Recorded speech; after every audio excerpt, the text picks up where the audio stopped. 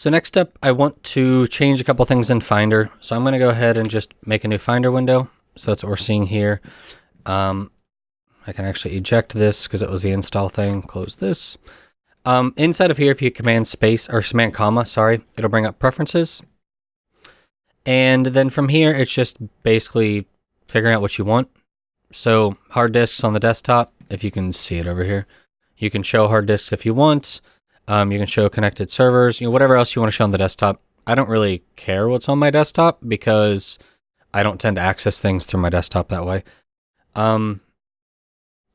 What is it? Sidebar is something I do care about though. I don't tend to use music or movies. I will use John, the root one. Pictures I don't tend to use as much. Documents download desktop I will probably use. And devices, if you want to stick some devices over there, you can. I'll eventually add other stuff here. So like as you're going through, if you add new folders, you can always take something you have and drag it over there. So that's just something to keep in mind if you happen to access things this way. Something just to make your life a little bit easier. Okay. So I have my home directory there. That was the most important one I wanted to get. That's down here. I can actually drag that up. This is the one I use most often because it gets me wherever I want to go. All right. Advanced. I like to see file name extensions. The biggest reason for this is, let me go to like downloads. Whenever you're looking at things like this, it's just nice to see what the extension is. I don't see any reason to hide it. I like having it. Then what was the last one? Oh, this show warning before changing extension.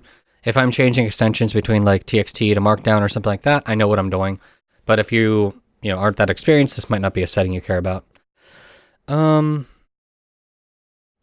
Any of these are kind of up to you. Whatever you think makes the most sense.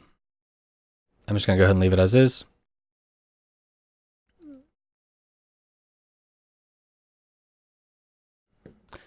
Oh, show hidden files. There's different ways to do it. Alright. So what hidden files are, if you do Command-Shift, period, and this is on like the most recent version. Let me see if any of these have it. You'll see some of these hidden files. I like to show them because generally speaking, I have things like a bash history or a ZSHRC. I like to see them inside of here. If you don't want to see them, you don't have to do this. You can see that they go away. I just find it useful to have these things shown, so I tend to show them. So that's kind of up to you if it's something you want. All right, so I think that's most of the Mac stuff. I'm going to be installing some software that's Mac specific, but I think this is a good stopping point for like all the settings and that sort of stuff. And then you'll see in some of the software how it makes my life a little bit easier, but for a lot of them, I probably won't show it the first pass, but I'd like to at least eventually try to reference some, alternatives for different operating systems, because I know for some of these there are alternatives depending on the OS you're in.